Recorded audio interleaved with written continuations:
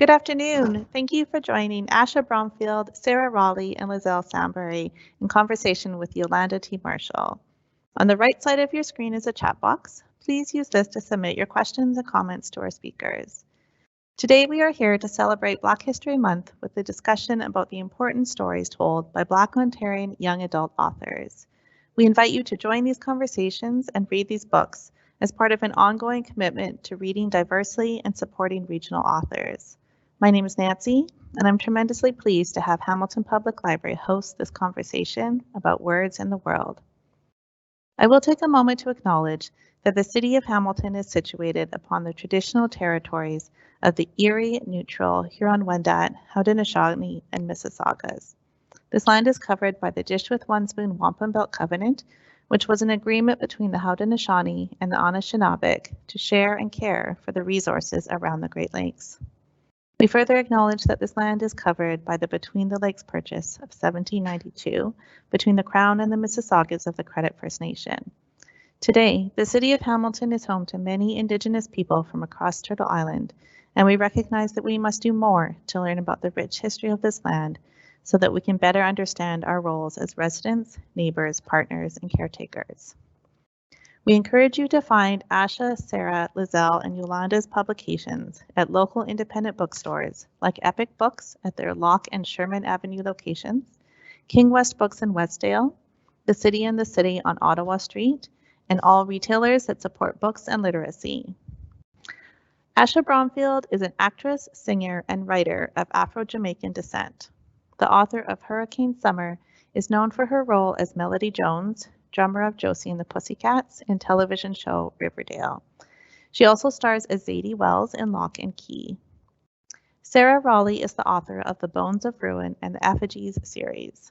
Sarah works in the community doing writing workshops for youth and adults. With a PhD in English, her research concerns representations of race and gender in popular media culture, youth culture, and post-colonialism.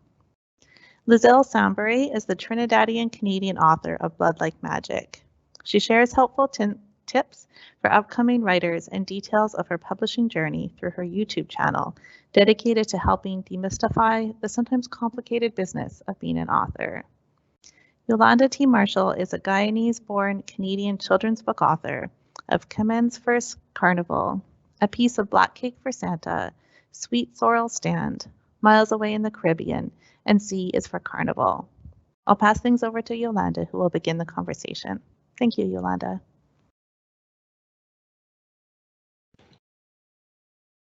Woo, there we go. Thank you very much for that, Nancy. It's such an honor to be on the panel with amazing writers. I really do enjoy their books, and it's a very proud moment now.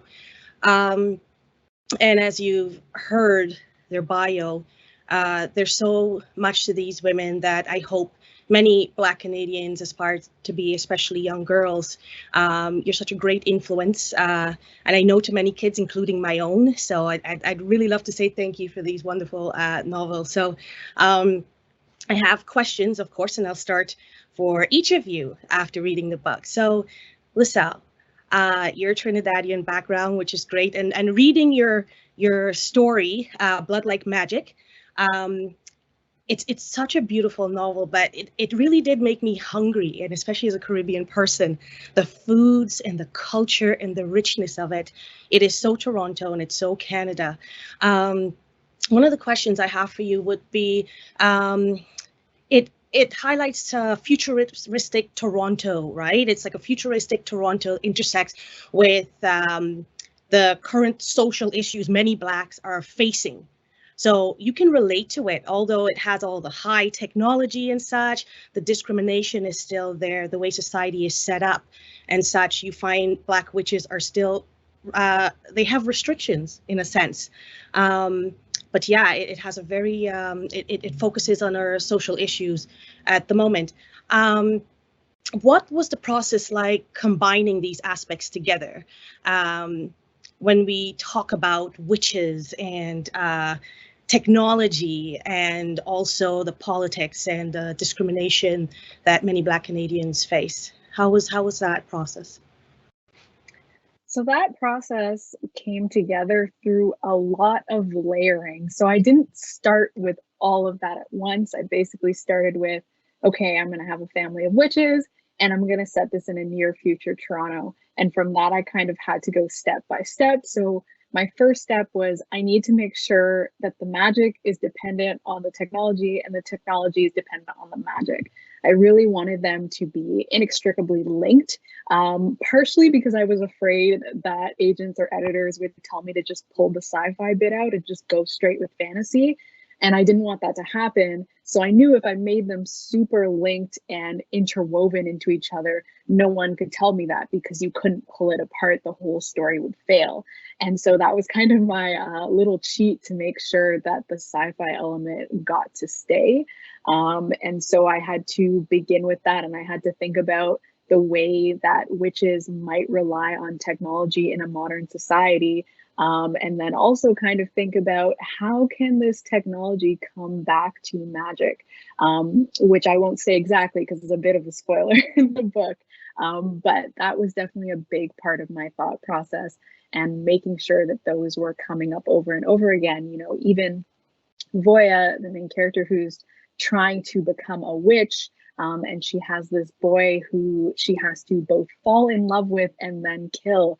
And he is from a technology background. So he works for a billion-dollar genetics company. So even just them coming together is already a blend of the technology and the magic. And so I had to think of many opportunities that I could take to continuously bring those together.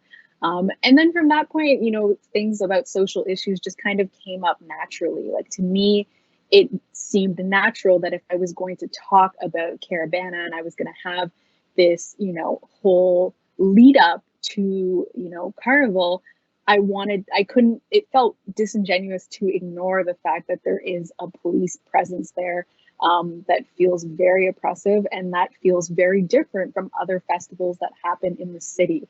And I wanted to be able to discuss that and talk about that. And when I'm thinking of the near future, because this book is set, you know, in 2049, I have to bring it forward just a little bit, but I also have to be very realistic about what I think would actually happen and what's actually possible. And so in some ways, like, sometimes that can feel a little bit heavy because you're like, I actually don't think this would progress this much in this amount of time. But then I'm also trying to weave in a certain element of hope of like how much further we could go, and like how these issues that we're facing, like how much further could we improve that in the future. And so it's a very delicate balance for sure. And then you bring in magic into that, because I think sometimes you have this feeling that magic should be able to solve everything. And I have to think about why witches would not have solved that problem, or what they would have done to solve that problem. And we do have, you know, a family that is working to protect people that are going to Caravana. And so you have that mix of like what the witches are doing and how the future is changing in that way. So a lot of those things were not perfect in the beginning, and I really had to layer on and bit by bit and edit by edit kind of get those to string all together. So definitely a process for sure, but a challenging and like exciting process as an author. Indeed, and that's something I really loved about that novel, how you placed it together. You did it so beautifully, and you know, the atmosphere, the environment, and the hope is felt, right? Thank you for that. Now I have a question for Asha. So, Hurricane Summer. Now, Hurricane Summer, I would say compared to the two books, it's not futuristics in a sense, and it doesn't have the superpowers, but what it does have is a deep-rooted culture a lot of Black Canadians can relate to. Many of us gone back home in the summer. Many of us experience that, and then we come back here. You understand? So any Black Canadian reading this, whether they're first generation, second generation or such, it's felt, and it's deeply rooted in culture. And I love that about it. And it's a reality. And it's, you know, at first I picked it up and I go, this is interesting. I want to know how she's really gonna dress like, for a foreigner come back from here to the Caribbean. I've been that kid. I see these foreigners coming to acting all nice and thing, right? And when I opened the book, I was like, how is this gonna pan out? And I think you did that wonderfully, especially like in my opinion, sitting on both side of the shelf, as in the kid back home experiencing foreigners come in, and me myself as a foreigner going. Did such a wonderful job at that. Now, Hurricane Summer highlights how society weaponizes the sexuality of women. We have an issue with that. I mean, throughout the world, but in the Caribbean itself. And you also address how daughters seek love from toxic fathers, and who should be their greatest protectors, but in many instances they run from their responsibility. They run from protecting their daughters, who are so vulnerable, in a sense. And your characters, you took your character from Canada and it's based in Jamaica. So we on Jamaican cultural terms right now, addressing this issue and being bold about that, right? How difficult was it to include the cultural influence in Taylor's path to addressing healing and surviving that storm? That's such a great question. I'm sorry if my connection's a bit laggy. It's a little bit choppy, but for the most part, I heard what you asked. But really interesting story. I didn't seek out to air, the dirty laundry of Jamaica. That was never my intention. I actually just wanted to tell a really nuanced story about what it means to come of age as a Black woman. And I feel like as in a situation where I felt so limited in a lot of the roles that I was doing, a lot of the projects that I was like auditioning for. There you are. Great. Yeah, it felt super like stifling oftentimes, especially because I felt like I couldn't relate to a lot of the material, and I wanted to expand the narrative about these stories that we tell about young Black girls. I feel like sometimes in media there's like such a hyper focus on our race, but not in the sense of like, it's almost like they don't think there's more to our lives, that we come of age as women, as young girls. And I wanted to write a story where, it expanded beyond just, her waking up and being Black, because waking up and being Black is a blessing. I don't go about my life thinking any other way.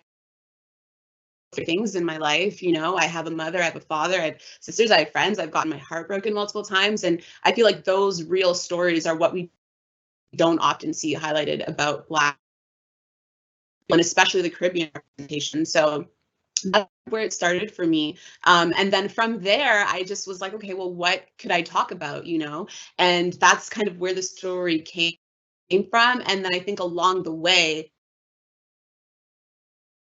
I'm going there with a lot of this stuff. And I think too, like culturally, a lot of it to me was so normal. This book was very interesting because it was a real sense of catharsis, just coming to terms with what I perceived as normal versus like what the world perceives. So putting out the book and seeing the response, like seeing it elicit such a sharp reaction from people, really showed me like, oh wow, there's work to be done here. Because I think the truth is that when you show people a wound, it can be the Caribbean, like we are the product of deep like colonization, racism, slavery, colorism, and all of these things permeate our island. They permeate families and our family structures. And like, I just think it's time to talk about it. But to answer your question, I don't think I realized that I was venturing new territory in doing so. I just wanted to tell a really good story about a girl, coming to terms with herself and falling in love with herself against all odds. So, yeah. Yep, you did that well, and it shows a lot of strength. It really did show a different side of that character, because even as a young girl, Thank you. Yeah, I didn't get a book like that highlighting these type of discussions, but the experience is real. It's there and it affects many of us. So yeah, did that so well, where you're sitting there and you're like, she's gonna go to Jamaica and bat up somebody, and it just feels it's a conversation that just has to occur in many culture, anywhere, right? But the woman, the female empowerment, surviving that storm is felt, and I really do hope it encourages a lot of women to stand up for their rights and, really recognize and address and more so fathers address certain conversations, right? And start a path of healing within our community. So that book really did hit hard culturally and also addressing an important discussion we need to have amongst ourselves, which is awesome. Thank you. So I have, thanks, Sarah.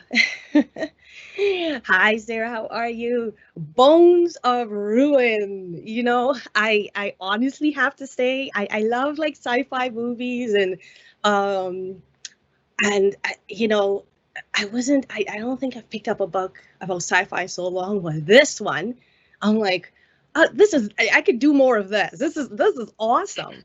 And once again, another strong, powerful Black female character, a warrior, and she has a superpower we all wish we had, right?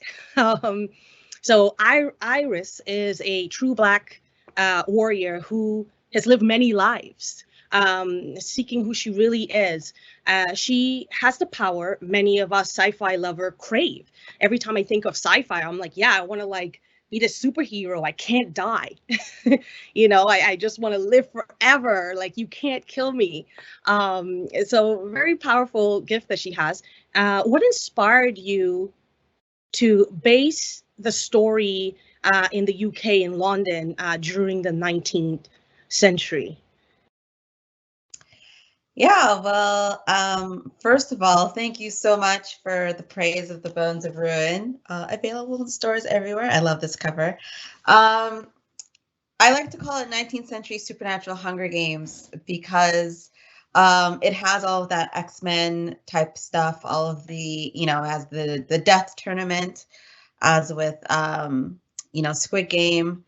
And you asked why set it in the 19th century in London, and a lot of that has to do with my own research into that time period. I'm Nigerian, Nigerian-Canadian, and, Nigeria was largely colonized by Britain.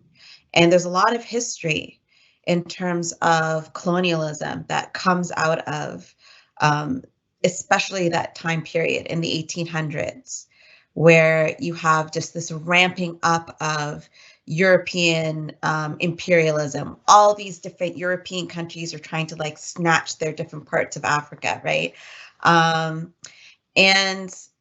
it's so interesting that this is what was happening at the time, yet when you watch, movies or TV shows set in the 19th century, you often don't even see any Black people. You know what I mean? It's almost as if this idea that in Europe and in Britain that Black people just didn't exist, that they weren't there, or if they were just kind of like side characters. I don't know if anyone watched Enola Holmes. I think there was one Black female character in that, and she had cute screen time, and that was it. And she wasn't really focused on Sherlock Holmes, either the movie or the TV shows. You don't see a lot of Black female characters, and it's just such a blind spot considering what was happening at the time. Like, for example, Iris is a powerful character, but she's also, set in this predicament where, she's a young Black woman who has been in the experience. She's had the experience of being placed in a human zoo. So Sarah Bartman was placed in a human zoo in 19th century London. And not just Sarah Bartman, many Black people, many colonized people were sort of subjected to that practice that was very prevalent in the 19th century in Europe, where, they were literally considered sideshows. So people could come and they could take a look at a Black person in a cage or in their natural habitat in some sort of exhibition. And this was prevalent in Europe at the time, and even in the Americas, up until as late as the 1940s. So I really wanted to shed light on this history, and I really wanted to repopulate Victorian London with people of color. And the thing about Iris is she can't die. It's almost like, you know, revisiting the case of Sarah Bartman, in which she was placed in those zoos until she succumbed to sickness and she died. And even in death, she was dissected and her body parts were put in a museum in France. And it wasn't until a few decades previous till now, I think in the 1980s, that her remains were finally allowed to go to where she was born in South Africa, and she was finally able to rest. So I was thinking, well, what if she couldn't die? What if, you know, she was able to just regrow her body and just like go on her merry way? So I guess my inspiration for Iris did come a lot from that particular experience, but also just trying to understand, you know, what would it be like for young Black women in 19th century London? And that was awesome. And, you know, you highlighted the history, colonialization, and the impact of many of our ancestors. And one thing that's so common in each of these books is the reference to our history, the reference to our ancestors, the reference to the people. And that was felt in your book, Sarah. In Liselle, of course, the ancestors played an important role in it. In Asha, she felt that, just stepping into Jamaica, the history of it, the movement of the people, you know. I want to ask, why did you, well, pretty much is for all of you, why young adult novels? Why did you choose that format for telling your stories? I'll start with Sarah. Why did I choose the young adult format? You know, I read young adult novels like since I was a kid and then into adulthood. I just feel like this is my voice. This is sort of my pocket. And I just find it so much easier to write in this style, especially because I feel like in the young adult industry, even though there's still issues definitely when it comes to what you can write, but I feel like there's a little bit more freedom for being able to tell different kinds of stories in the young adult sort of market as opposed to maybe the adult market. And there's so many young people that are hungry for these stories.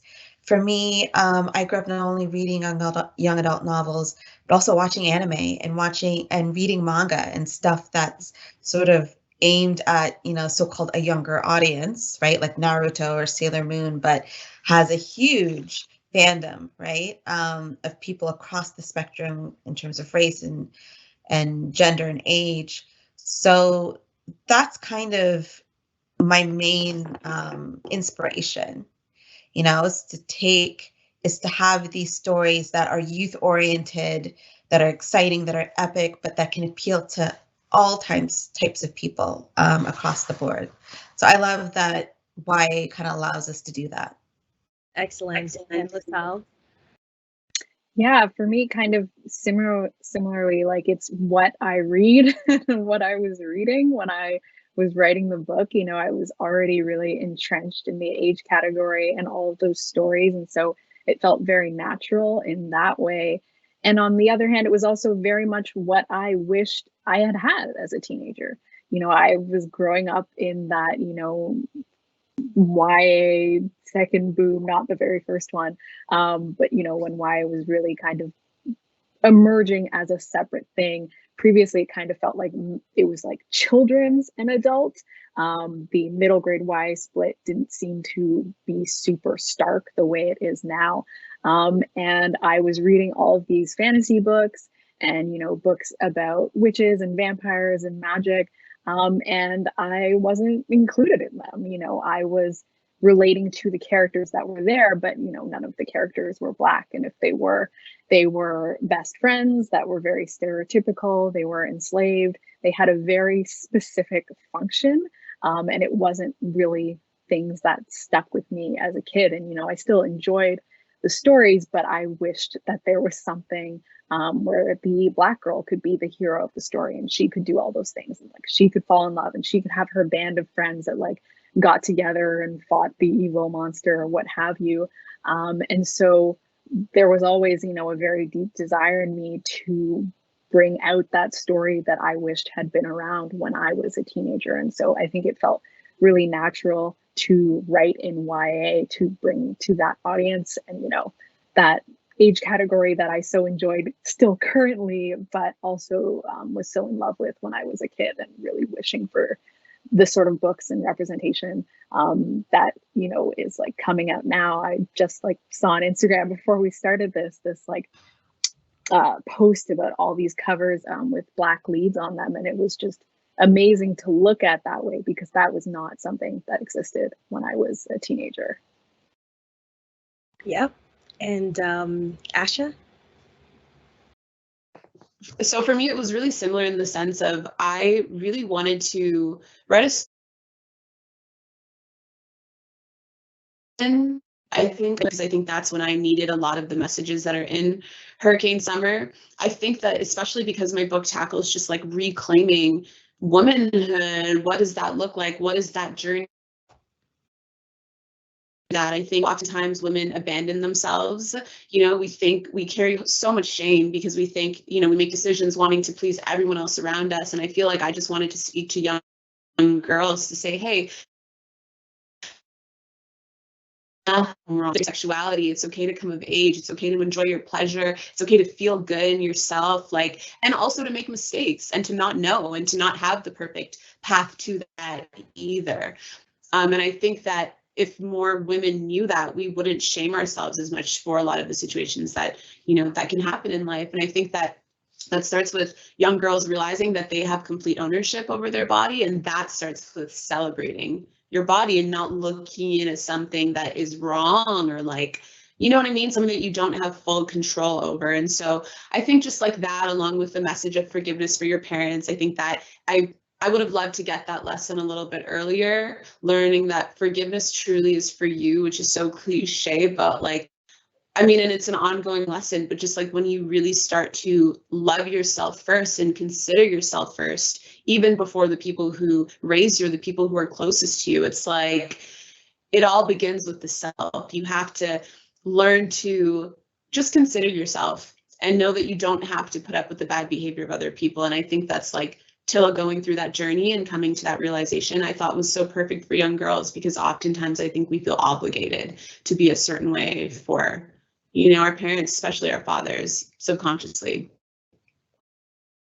Yeah, that is awesome. And it's such a great age to have books like this, just to empower young women or young people in general and allow them to be seen in spaces where they weren't. And, you know, Liselle mentioned the covers of the books. I mean, you look at the covers of these books and how great is that? It feels, it's surreal, you know, like when, you know, I was younger, I didn't see this. So, you know, just having it now, it's such a blessing. And you guys have done an awesome job at, you know, just representing the voices in our community that's been silenced for many years, allowing them to connect with their ancestors, their history, and feeling good about themselves and having hope for the future, right? Empowering them, and you've done such a wonderful job at that. There's something I would like each of you to do. So what question would you like to ask your peers on this group, like each other? Because, you know, you guys all have great books, and it's similar in many ways and then different. So, you know, what questions would you like to ask each other? First. You know what? Sometimes I'll start. Yeah, I mean, I think both Bones. Yeah. Oh no, I was just saying Bones of Ruin and Blood Like Magic, like they both seem so like thematic, and I wonder, like, when you guys are writing your stories, how do you see, even in terms of process, like, do you see it cinematically and visually, or is it more like you hear the voices of the characters? Like, how do your characters come to you? Try and answer that first. For me, I always try and start with like a kernel of an idea might come to me, and then I'll try and think about like, okay, what is the point of the story, right? What is it? And it doesn't mean that the story has to be didactic, because it doesn't mean that okay, there's a moral or a lesson, but usually I like for there to be a point, an overall point as to why I'm telling the story, a theme, I guess, if you will. And then I try and think of characters that really kind of revolve around that theme. So, and that express sort of what the point of the story is. And for me, the point of the story had a lot to do with, human zoos and Sarah Bartman sort of, and just the ways in which Black people, in which our bodies are controlled, disciplined, otherized, and how this was really a function of the 19th century. Like this is where, obviously there's a long history to it, but 19th century is kind of where this all kind of ramped up, right? So Iris really came out of that desire to really say something about, ownership over our own bodies, especially as Black women, and being able to own our own bodies in a society, in a world that has often claimed our bodies as possessions. And it's just those, it comes out of that, and I hear the voices of the characters as I start to develop them. It's a long process. It's a fun one. Yeah, I guess kind of for me, it's very like, I usually start with like a character and a scenario is usually how a lot of my stories begin. So, for Blood Like Magic, I had that image of a girl in a bath of blood. And then from there, I had to think, okay, well, who is this girl and why is she in this? And I asked myself a lot of questions. I will say that my process for Blood Like Magic was a lot more chaotic and like based on vibes than I write stories now. Now I'm a lot more structured in how I go forward, but I do usually start with that scenario and the character, and I have to think about, often I think about who is the worst character to be in this situation. And so, Voya, she's in this situation in which she has to kill her first love to save her family's magic. And she's having to make a lot of hard decisions. And so I made her very bad with decisions. I basically made her the most ill-equipped she could be for the narrative in the world that she's set in, because for me, that helps me with thinking about the trajectory of the character and where she's going to go from there. And it also helps me with the challenges that are going to come in her way. And so I kind of enjoy starting with a character that, has a task that feels very much insurmountable to them, and like thinking of how they're going to go forward with that. And then it's like a very slow build up of, okay, what challenges can I put in their way to make this difficult? But also what opportunities can I give them to like get a little bit better, to discover things about themselves, to kind of directly combat what it is that they're having challenges with, and to give them that sort of like up and down story progression where they have chances to have wins and also have chances to kind of have lessons learned.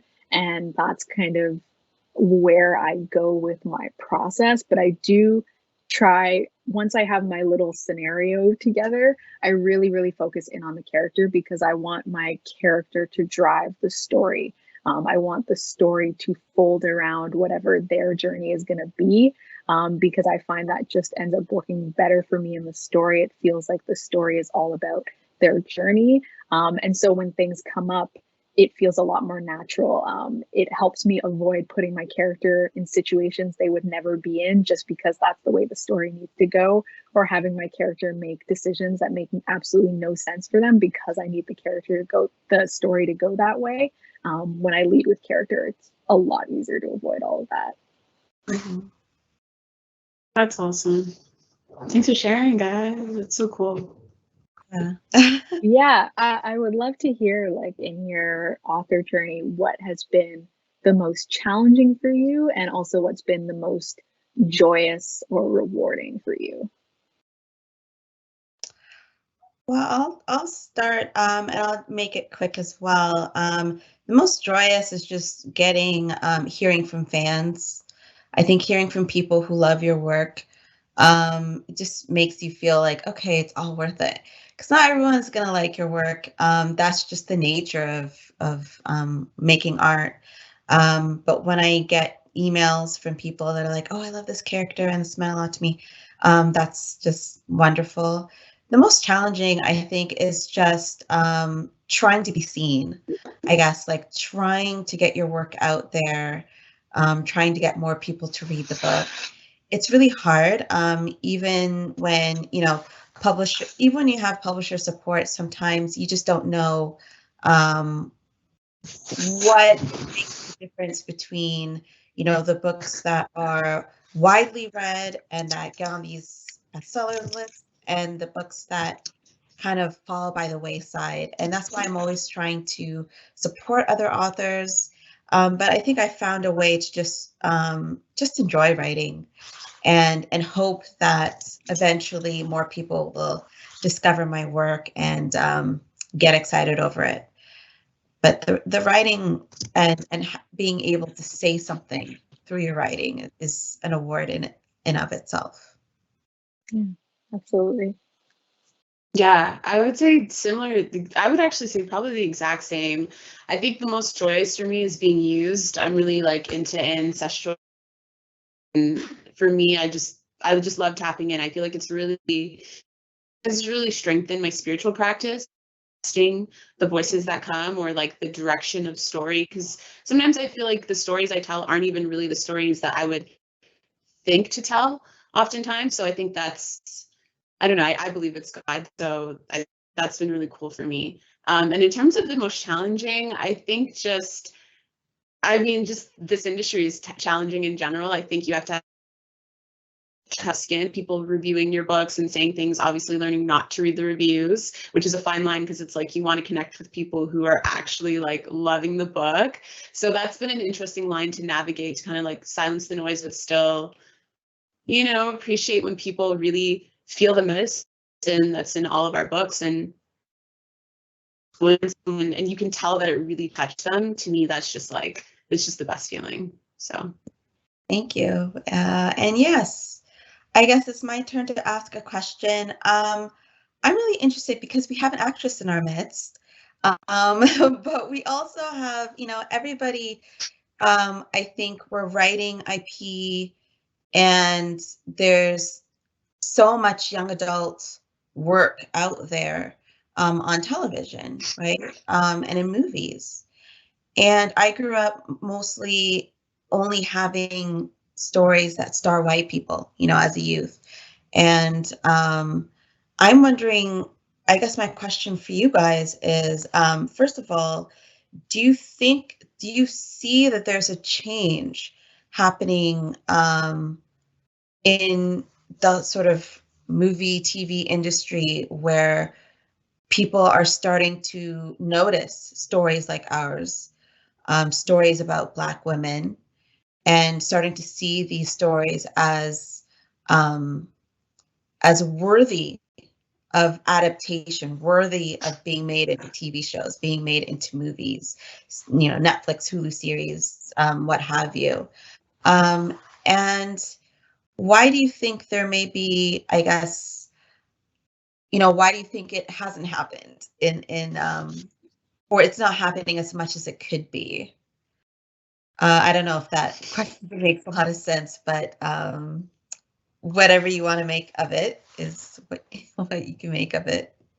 Yeah, I think that's a great question. I'm trying to think of how to answer. I think there's a lot of gatekeepers, and I think like being on the other side, I've just learned a lot about the truth of Hollywood, and it's not pretty, and I think like just really being aware of that makes me more like, okay, there actually is a responsibility here to like tell better and better stories and like just keep creating. I think the truth, it is changing, but I think it's I've seen some things, and I just like, I feel like being on the side of it, it's just, the change just needs to happen. Like, I mean, change things are changing, continue action, but I think the truth is we just need more people producing. We need more people calling shots, you know, green lighting things. We need more people willing to finance Black stories that, you know, delve into something deeper about who we are. So that would be my perspective, I would say. It's like a bit of a grim reality, I feel, but also like hopefully the goal is the stories like the ones that we're creating, that we can have real change on how, you know, cinematically Black people are seen on screen. Mhm. Yeah. Mhm. Yeah, it's interesting, like to see TV and adaptations. I feel like I'm seeing a lot of great stories by Black authors being optioned and being picked up, and I'm waiting to see that proliferation of green lighting and like actually coming to the streaming services happening. Like I'm waiting for that moment, because I honestly feel like I saw potentially more like, I feel like there were so many shows that I knew when I was growing up. Like there was, you know, like there was Girlfriends, and there was like The Proud Family, and there were like, it felt like there was actually like a lot of shows about Black families. And I do feel there's some now. I think I'm waiting for that giant kind of explosion from all the things that have been optioned and that seem to be coming down the pipeline. I feel like I'm continuously waiting for that, and I'm like, I want to see yeah, the Gilded Ones. I want to see that Legendborn series. I want to see the Broken Earth series. Like I'm waiting for all of those to come through. And that is awesome. And I do believe you will see it. I want to see all 3 of these books in film. You know, I want to see the action movie. I want to see a Canadian going back home. You know, I want to see witches with all Black characters, and it will happen. I'm putting it out there in the energy, putting that energy out into the universe because of what each of right? What each of you are doing, you're literally doing it. So if it's one thing with, you have now teenagers, you have my 6-year-old interested. These are kids who will grow up and normalize seeing these characters, hearing these stories, and it could take them making it happen. And people understanding that we are more than just the color of our skin. You know, and that's great. And you know, for my part, I do it for the babies. Like you're gonna learn this culture. and the different, the multicultural layers of it, right? And it's great. You guys are doing an awesome job at that, and I can't wait. I can see it. I honestly can see it. And I got a question. Like someone was asking. I have a question here. What books do you recommend, or what are you reading right now? Like I want to know what young adult authors are reading, or you know. I feel like I always suck with this question because I read a lot of nonfiction, and I feel like a guilty author. I'm usually reading nonfiction, but I'm currently reading The Way of Integrity by Martha Beck. A favorite book of mine is A New Earth by Eckhart Tolle, Conversations with God by Neil Diamond Walsh. And in terms of nonfiction, the most recent nonfiction I read was Children of Blood and Bone, which obviously is fantastic, and I can't wait to see that on the screen. I'm actually reading an advanced copy of Blood Scion by Deborah Fillet, and I'm reading it so I can review it for the Quill and Choir. It's really cool. It has to do with like Yoruba culture and orishas. So definitely look out for that one. It comes out March 8th. Love that. Yeah, I'm so excited to read that book, by the way. I try not to ask for advanced copies too often because I like want to save myself all the time, but like sometimes it's really hard. You know, I would sacrifice my firstborn child for a advanced copy of Tiffany D. Jackson's The Weight of Blood.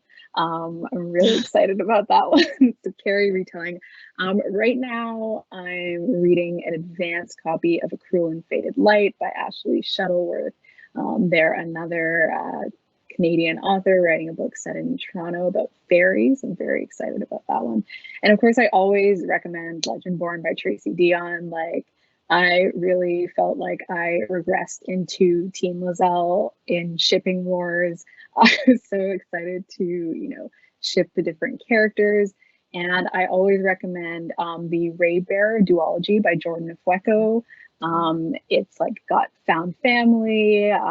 It's just like really amazing world building as well.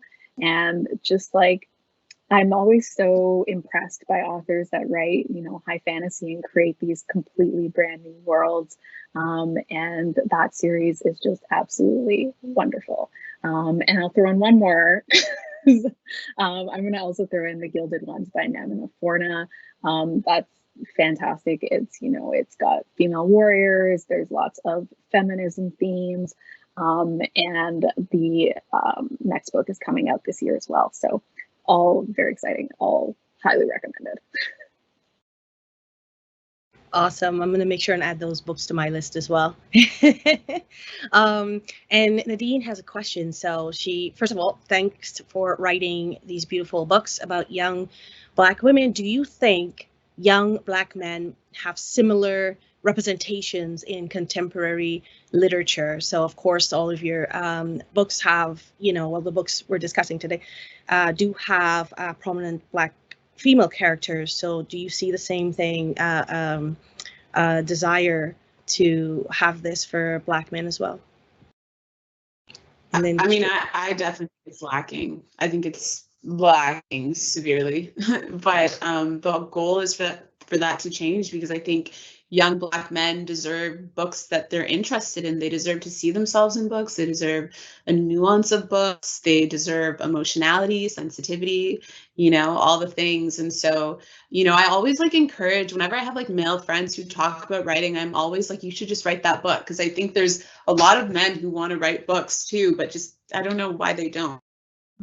I think this is a really publishing process, but I think there's a lot of young, oh, no, go ahead. There's just a lot of young, I personally know a lot of young Black men that I think could write some really great books to inspire young Black men. Yeah. Oh, sorry, Asha. I thought that you were done because no, go ahead. I get passionate about it too, because I'm yeah. No, I think you're 100% correct. I think that it's severely lacking, and I think this is a multifaceted question, because the question asks representation in contemporary literature. That's a broad, obviously very broad. I think that if we're focusing on the young adult market, absolutely it's lacking, and even in the adult market, I would say maybe you'll see a little bit more in middle grade. However, I think first of all there are a lot of prejudice in terms of not understanding, people not believing, first of all, that Black people read, which is ridiculous. And then people not thinking that Black men read or that Black boys read. And then the other layer is that this idea that Black boys should not read, or that there's this idea that this is an activity that should not be prioritized. So that's an issue in and of itself. And it's disheartening when I see some young Black people internalizing those ideas.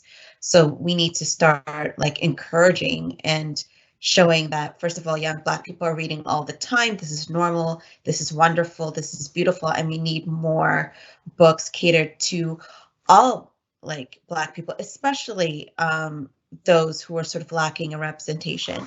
And I also think that in the young adult market, there are a lot of women that are mostly writing. And so women are just predominantly, I think, the authors in young adult fiction.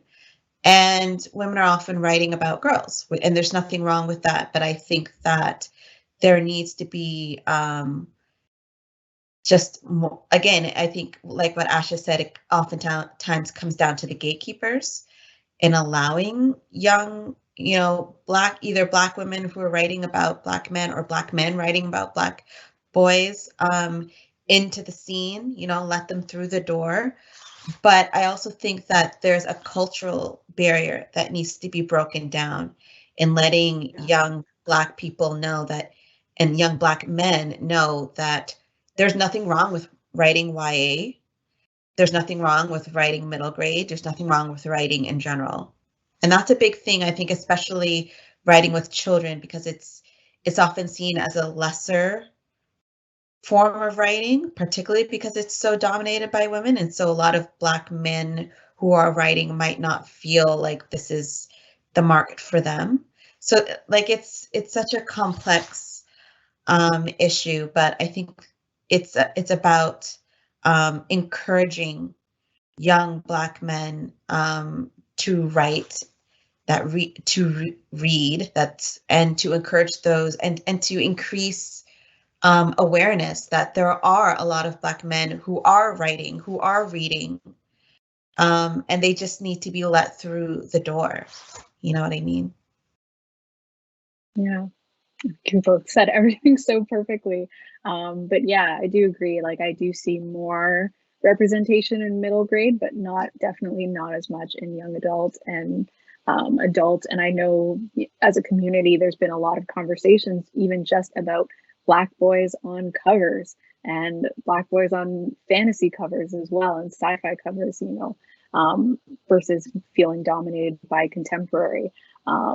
So I definitely, like, that's something that I definitely see and like wish would change in the industry, and like definitely giving more of those opportunities and highlighting those books.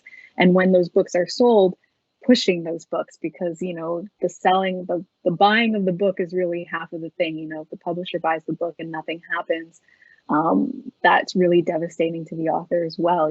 Supporting those books and pushing those books and promoting those books. Absolutely.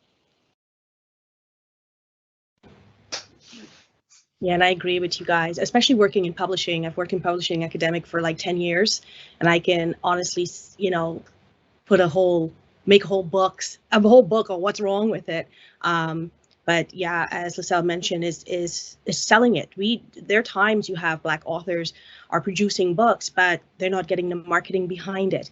And that author might not be skilled in marketing themselves, not understanding that this industry just literally placed you as a token, or and your book's sitting there. So it is a problem we need to address. And as a mom, as a son, I really do need to see more of that. And our children do too. All children do deserve authentic stories, and normalizing these characters, right?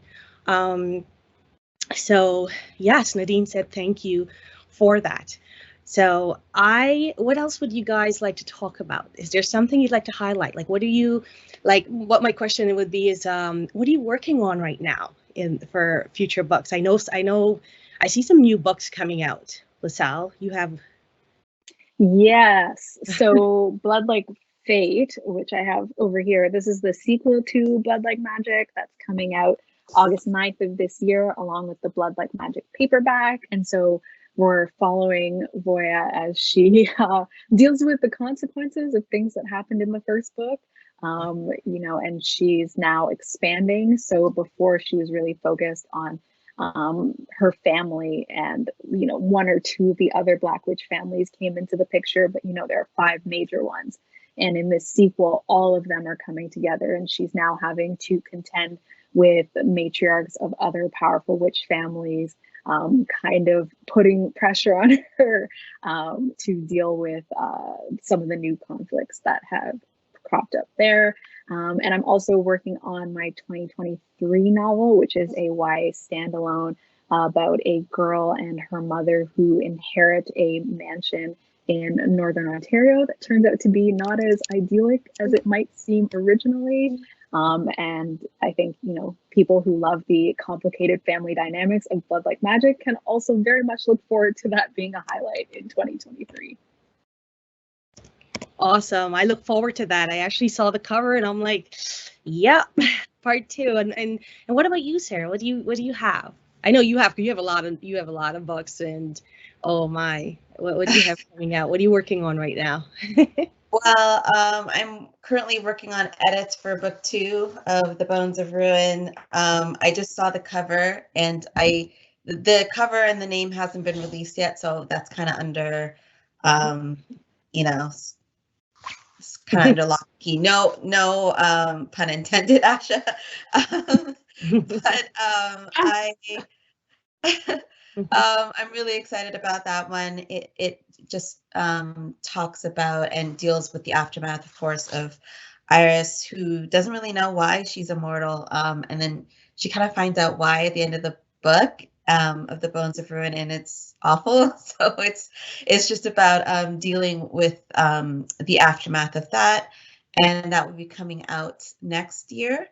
And I'm working on a lot of projects, from short stories to middle grade, and just a lot of different things cooking up. So excited about them. Awesome. Congrats, ladies. And Asha, what do you have? What are you working on? Movies, books? So it's so weird. It always freezes when it's my question, but I'm currently working on my second novel. I finished the first draft, which pretty much means I'm just starting. So I finished the first draft. Thank you. Writers know. Nearly took me out. But yeah, it's a book. It's called Songs of Irie, and it's back in Jamaica. But it takes place during the 1970s. A lot of people don't know this, but there was a huge political civil war that happened in Jamaica, where people in the ghettos were dying in mass numbers on behalf of the politicians. And so Songs of Irie takes place. It's actually about two girls who are sort of on opposite sides of the tracks. One girl, Irie, is from Kintyre, the poorer parts of Jamaica, and one girl, Jilly, is from Jacks Hill, the richer parts of Jamaica. And they end up going to the same school. They're best friends, and Irie's father owns a record. Like the Rasta culture and music was birthed in response to a lot of the political unrest that was happening on the island. But at the same time, you're seeing it through the eyes of these two girls experiencing completely different lives. The rich, light skin, upper class that Jamaica held, and, Irie, who lives in the ghettos. And it's really like about the lives we choose versus the lives that choose us, and how their lives are sort of ripped apart and going in different directions. So I'm really excited about it. Excellent. I'm excited to read more from you. Powerful, wonderful ladies. I'm looking forward to all the books, and, just to going along as a reader on this journey with you. Thank you. It was such an honor interviewing you, virtually meeting you, and I'm very happy about this. So thank you very, very much. Thank you. Thank you for having. Thank you, Yolanda. Thank you so much. It was such. Thanks, guys. Goodbye, everyone.